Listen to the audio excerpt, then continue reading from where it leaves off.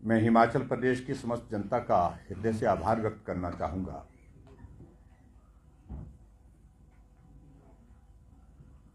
कि देवभूमि हिमाचल प्रदेश की ओर से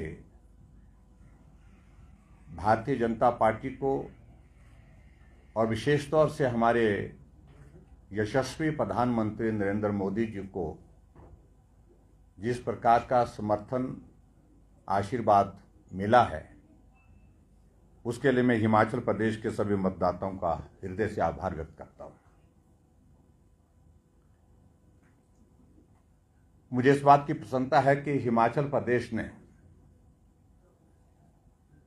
पिछले एक दशक से जो स्नेह आदरणीय प्रधानमंत्री नरेंद्र मोदी जी के प्रति व्यक्त किया है, उसको अभी भी कायम रखा।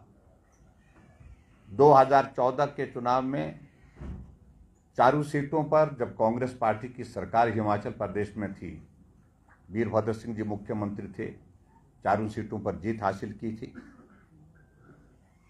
2019 के चुनाव में जब भारतीय जनता पार्टी की सरकार हिमाचल प्रदेश में थी, उस वक्त हिमाचल प्रदेश में रिकॉर्ड जीत आज तक के इतिहास की रही है, चारों सीटों पर जीत हासिल की थी।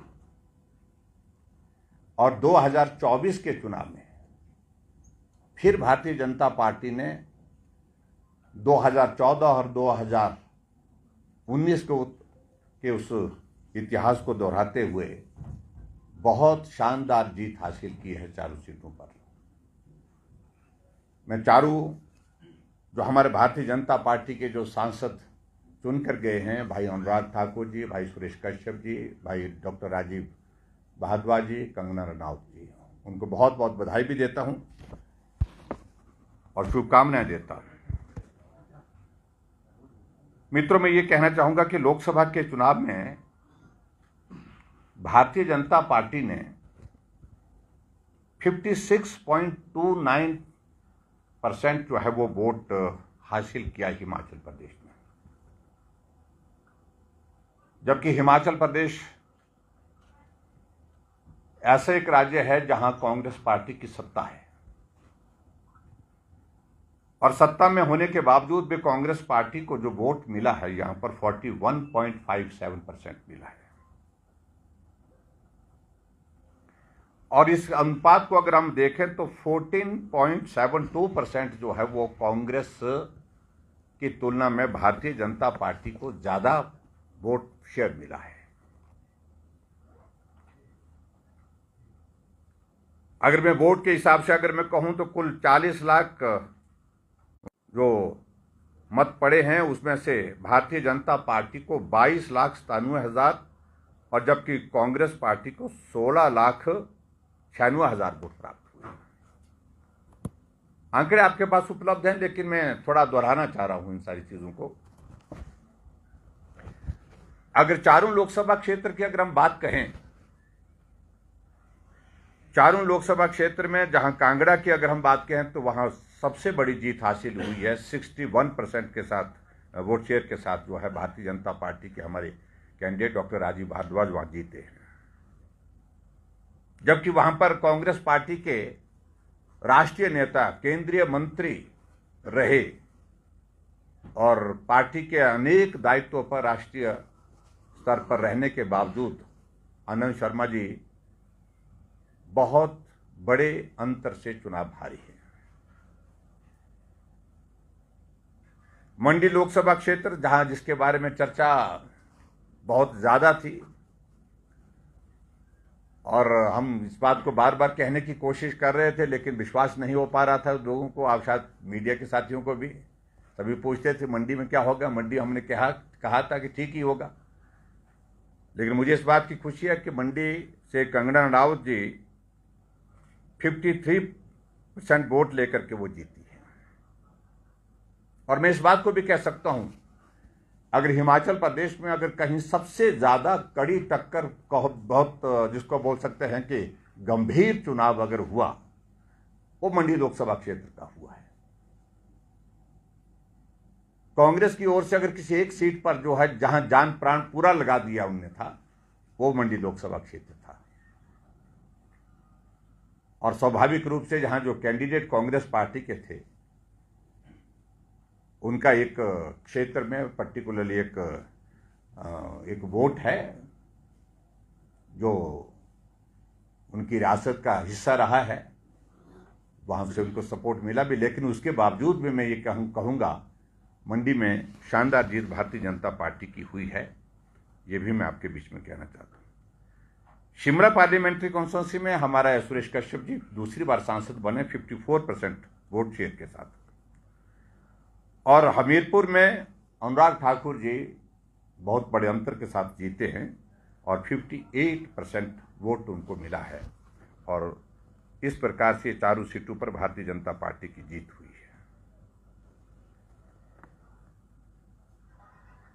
मुझे इस बात को लेकर के ये जरूर कहना है कि हिमाचल प्रदेश में वर्तमान कांग्रेस पार्टी के सरकार सुखविंदर सिंह सुक्खू जी के नेतृत्व में जो चल रही है वो जनादेश खो चुकी है। राज्यसभा की सीट हारने पर वो बहुमत विधायकों का खो चुकी थी, लेकिन अब जो है वो जनता जनार्दन के बीच में भी अपना जो है लोकप्रियता और ज़्यादा अधिक बुरी तरह से मैं कह सकता हूं वो खो चुकी है। मैं इस बात को याद कराना चाहूंगा कि जब पिछली बार लोकसभा का चुनाव हिमाचल प्रदेश में हुआ था, जब भारतीय जनता पार्टी की सरकार था, मैं मुख्यमंत्री था प्रदेश का, उस वक्त हिमाचल प्रदेश में 69% वोट शेयर मिला था भारतीय जनता पार्टी को, जो पूरे देश भर में सर्वाधिक था। सबसे ज्यादा वोट शेयर मिला था तो हिमाचल प्रदेश में मिला था। और पिछली बार जब 2019 के चुनाव में जब भारतीय जनता पार्टी की हमारी सरकार थी, हमने 68 की 68 सीटों पर हिमाचल प्रदेश में जीत हासिल की थी।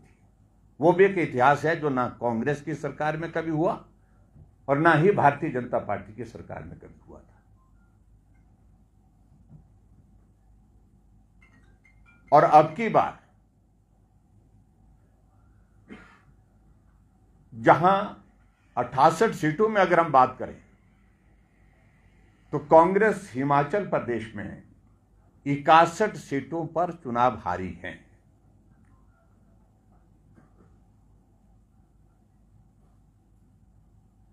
और यहां तक के मुख्यमंत्री महोदय जी जिस विधानसभा क्षेत्र से विधायक हैं, नादौन विधानसभा क्षेत्र से, वो अपने ही विधानसभा क्षेत्र में 2143 वोट से चुनाव हारे हैं। भारतीय जनता पार्टी को वहां बढ़त मिली है।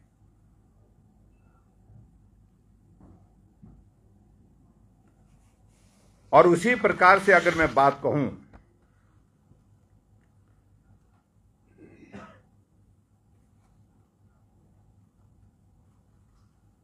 उप मुख्यमंत्री थोड़ी सी बढ़त देने में सफल हुए हैं। अगर हम मंत्रियों का जिक्र करें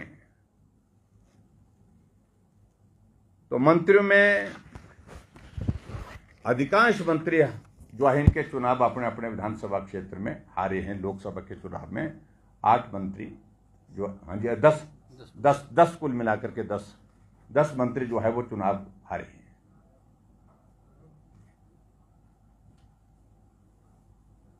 और ये एक जनमत का मैं जिक्र कर रहा हूं जो पूरे प्रदेश भर में अब ढिंढोरा पीटे जा रहे हैं अपने बहुमत का, अपने लोकप्रियता का। 15 महीने के छोटे से कार्यकाल में लोकप्रियता आसमान से जमीन दोष हो गई है।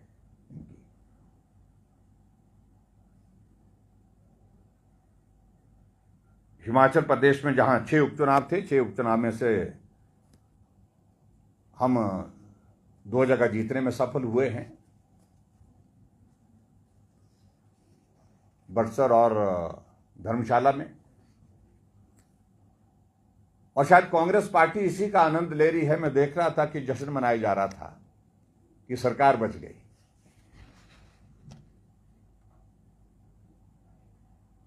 पूरे हिमाचल प्रदेश में आलम यह बना हुआ है कि प्रदेश के काम के, प्रदेश के विकास का विषय तो उनका चिंता का है ही नहीं।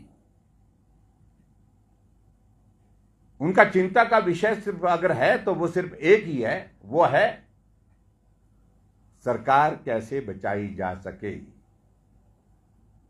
और सुक्खू जी के लिए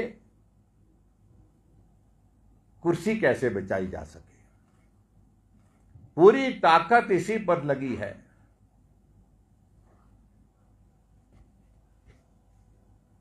और ये आलम आगे भी आने वाले समय में भी इसी प्रकार से रहेगा। बहुत विचित्र परिस्थिति थी जब 6 उपचुनाव हुए, लेकिन उसके बाद 3 निर्दलीय विधायकों ने अपने त्यागपत्र देख के रखे, लेकिन त्यागपत्र जो है वो स्वीकार नहीं किए गए। अगर स्वीकार किए होते तो चुनाव एक साथ होता। और कांग्रेस पार्टी को यह लग रहा था कि एक साथ चुनाव होगा तो सरकार चले जाएगी, और इसलिए चुनाव उनका त्यागपत्र स्वीकार नहीं किया। और ठीक जब जिस दिन चुनाव का परिणाम आना था उससे एक दिन पहले विधानसभा अध्यक्ष महोदय जी ने त्यागपत्र स्वीकार करने की घोषणा की। अब ये 3 उपचुनाव होंगे जिसका खर्चा अलग से होगा।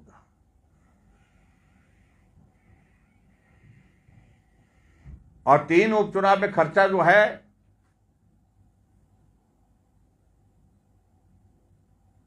लगभग 30 करोड़ से ज्यादा का खर्चा होगा, जो सीधा सीधा जो सरकार के ऊपर जो है वो पड़ेगा। ये बचाया जा सकता था।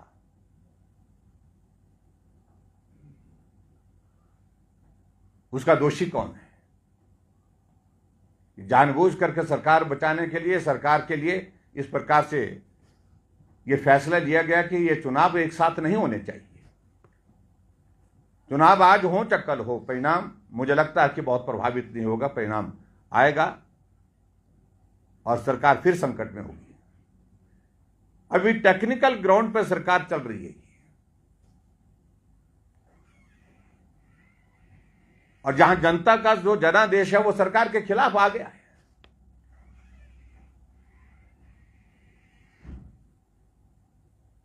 जब 68 में से 61 विधानसभा क्षेत्र में चुनाव हार गए, और इसलिए नैतिकता तो यह बनती है कि मुख्यमंत्री को, इससे पहले मुझे लगता है कि शायद कांग्रेस पार्टी की हाईकमान भी संज्ञान लेगी, मुझे मालूम नहीं लेगी या नहीं लेगी क्या है, लेकिन बातें तो सुनने को आ रही, संज्ञान ले रही है। इससे पहले कि कांग्रेस पार्टी का नेतृत्व कोई और नेतृत्व पर विचार करे, सम्मानजनक स्थिति में मुख्यमंत्री को त्यागपत्र देना चाहिए, क्योंकि वो 68 में से 61 विधानसभा क्षेत्र में चुनाव हार गए।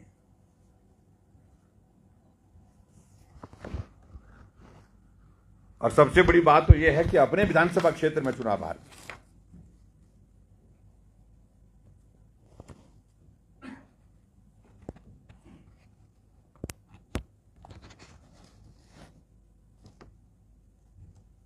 मैं आज की इस पत्रकार वार्ता के माध्यम से ये मैं जरूर कहना चाहूंगा, जिस तरह से चुनाव को प्रभावित करने के लिए हथकंडे अपनाए गए, मैं समझता हूं वो बहुत ही दुर्भाग्यपूर्ण है। 1500 रुपए के फॉर्म भरने की प्रक्रिया को युद्ध स्तर पर शुरू करना, और कांग्रेस के लोग झोले भर भर करके फॉर्म लेकर के महिलाओं को गांव गांव में जाकर के घर घर में फॉर्म भरते रहे। अगर फॉर्म भर ही दिए हैं तो ये 1500 रुपए कब से दिए जाएंगे, इस बात को भी स्पष्ट करे सरकार।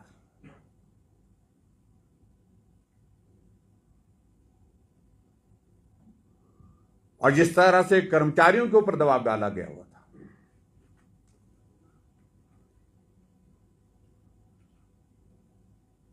और जिसके चलते मैं इस बात को लेकर के मैं कोई टिप्पणी करना नहीं चाहता हूं, लेकिन पूरे चुनाव को कर्मचारियों के ऊपर इस तरह से दबाव डाल करके प्रभावित करने का प्रयत्न हुआ है, लेकिन फिर भी उसके बावजूद परिणाम आपके सामने आया है।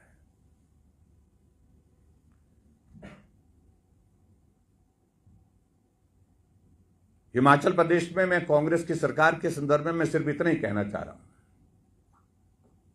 क्योंकि आप में से मुझे लगता है कि पत्रकार मित्र हमारे आप पूछेंगे हमसे कि भी 4 तारीख का जिक्र किया था, हमने कहा कि भी सरकार 1 नहीं 2 बनेगी।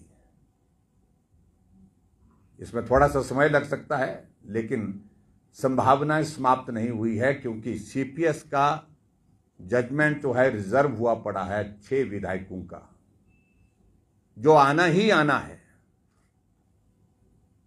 मैं उम्मीद करता हूं जैसे ही कोर्ट खुलेंगे हिमाचल प्रदेश में, उसके बाद वो जजमेंट भी आएगी तो सरकार फिर संकट में होगी। ये आप मान करके चलिए।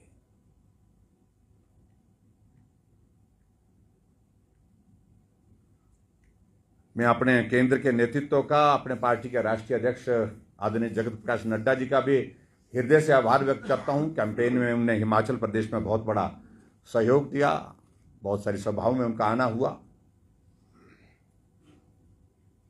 आदरणीय प्रधानमंत्री नरेंद्र मोदी जी का 2 सभाएं हुई, दोनों बहुत सफल हुई, और भारतीय जनता पार्टी की जीत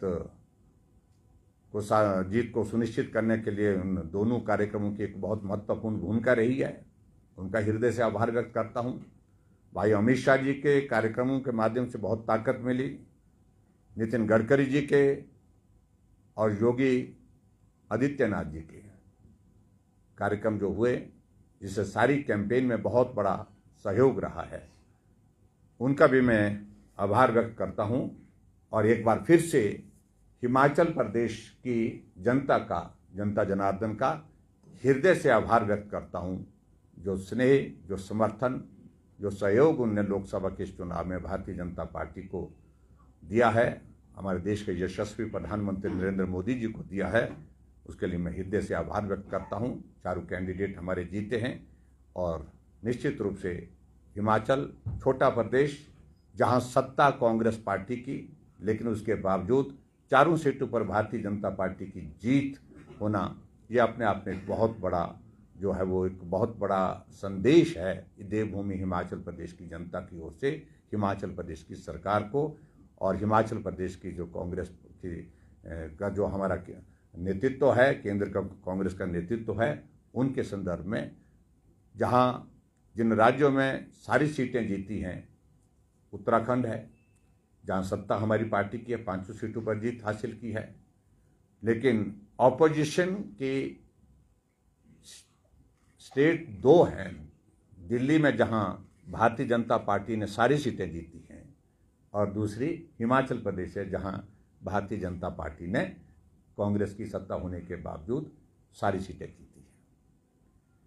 तो एक बार फिर से मैं आप सबका भी धन्यवाद करता हूं। मीडिया का भी बहुत बड़ा योगदान रहा है और सारा इस कैंपेन के लिए, और यही कहूँगा मैं सुखविंदर सुक्खू जी से कि जो कहते थे कि फ्लॉप डायरेक्टर है, मैं आपके सामने हूँ, यहाँ हूँ। हमारी फिल्म जो है वो, जिसके बारे में कई तरह की वो बातें करते रहते थे, मैं उसको कोई टिप्पणी नहीं कहना चाह रहा हूँ, लेकिन हमने अपनी जगह जो काम दिया गया था हमको हिमाचल प्रदेश में पार्टी के केंद्रीय नेतृत्व द्वारा पार्टी की जीत को सुनिश्चित करने के लिए, मंडी ही नहीं सभी जगह जीत हासिल की है। मैं इतना उनको कहना चाहता हूँ। Thank you. चुनाव जीते हैं कांग्रेस पार्टी ने सर, उसमें सर कांग्रेस तो जीती वहां पर, लेकिन बीजेपी के सांसदों को वहां से बढ़त मिली, इसके पीछे क्या वजह लगती है? देखिए, सारी चीज़ को लेकर के अभी रिजल्ट आया है, तो रिजल्ट आने के बाद इन सारी चीज़ों का आकलन करेंगे, कहाँ कमी रह गई। निश्चित रूप से इसको समीक्षा होगी स्वाभाविक रूप से समीक्षा होगी, पार्टी के नेतृत्व समीक्षा करें। ठाकुर साहब जी, लोकसभा के लिए आपको बधाई, स्पेशली मंडी के लिए आपका काफ़ी रोल रहा, पर लेकिन यह आप कह रहे हैं कि लोकसभा में रिकॉर्ड मतों से हमारे कैंडिडेट जीते हैं, तो दूसरी तरफ विधानसभा के चुनाव में वो तब्दील क्यों नहीं होगा? नहीं, देखिए, वो एक स्पेसिफिक प्रश्न जो अभी पूछा गया था उसके संदर्भ में मैंने कहा कि वो पार्टी के ध्यान में है, उसका आकलन करेंगे, असेसमेंट करेंगे, क्या उसका एनालिसिस करने के बाद ही कुछ कहेंगे। अभी बहुत जल्दी उस पर कहना उचित नहीं होगा। हमीरपुर में एक सीएम और एक पीएम का भी नारा चला सर, इस बारे में क्या कहना चाहेंगे सर? जी, हमीरपुर में एक सीएम और एक पीएम का भी नारा चला। लेकिन ये सारा नारा चला होगा वहाँ पर, कुछ लोगों ने ये शरारत की होगी और पर्टिकुलरली कांग्रेस के लोगों ने ही की है ये सारी बात जो की है उनने, और सारी चीज़ को लेकर के वो ध्यान में है सारी बात। सर 3 दिनों पे उपचुनाव होने हैं, फिर से खाली हो गई है। जैसे अभी आपने टिकट दिया उनको जो आप कांग्रेस से आए थे बीजेपी में, तो अब आप मंथन करेंगे जो 3 जो चले गए हैं वो ये कह रहे हैं बार बार मीडिया में कि हमें टिकट मिलेगा भाजपा से, तो कहीं ऐसी गलती दोबारा तो नहीं हो पाएगी सर? इस प्रकार से जैसे सारे दौरान ऐसा बड़ा चेहरा हार गया। देखिए, एक बात मैं कहूँगे, जो 3 उपचुनाव होने हैं, पार्टी का हमारा केंद्र का नेतृत्व टिकट का फैसला करता है। इस वक्त इस बात सारे विषय पर टिप्पणी करना उचित नहीं है। लेकिन तीनों जो निर्दलीय विधायक हैं, ये कांग्रेस के विधायक नहीं हैं, और निर्दलीय विधायक होने के साथ साथ में इनका वास्ता पहले से ही हमारी पार्टी के कैडर के साथ, पार्टी के साथ किसी न किसी रूप में रहा हुआ है, और इसलिए मुझे लगता है कि वहाँ स्वीकार्यता जो है वो काफ़ी ब्रॉड इसमें लार्जर एस्पेक्ट में देखी जाएगी, और निश्चित रूप से उस बात को लेकर के विचार होगा। हिमाचल प्रदेश में सर ये जो दल बदल की राजनीति है, इसको खारिज किया पब्लिक ने, आप कैसा मानती हैं? दूसरा, समय से पहले जो है जो मैंडेट दिया पब्लिक ने 5 साल के लिए कांग्रेस को, भाजपा का जो ऑपरेशन लोटस है उसको भी खारिज किया, क्या आप ये ऐसा मानते हैं? ऑपरेशन लोटस के बारे में how you can jump to the conclusion कि Operation Lotus was executed here? यह जो हुआ ही नहीं है। कांग्रेस के विधायक नाराज थे, जलील हुए, बार बार जलील हुए। कांग्रेस पार्टी की प्रदेश की अध्यक्ष इस बात को कहती रही। कांग्रेस का मंत्री त्यागपत्र देकर के बैठा था। कांग्रेस का मंत्री मंत्रिमंडल से रोते रोते बाहर निकल गया। नाराजगी का आलम तो ये था। अगर वहां जलील होकर के वो बाहर आए तो उसका मतलब इसको ऑपरेशन लोटस के शेप में देखना नहीं चाहिए हमको।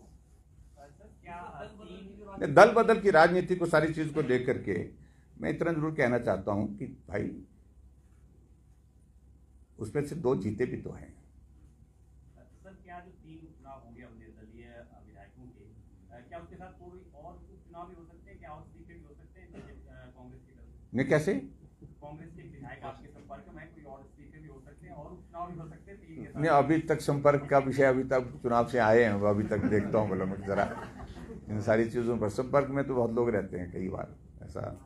इस पे मैं इतना ही कहूँगा कि हालात हमने पैदा नहीं किए, हालात खुद ब खुद पैदा किए हैं, और इसलिए ये परिस्थिति बनी है।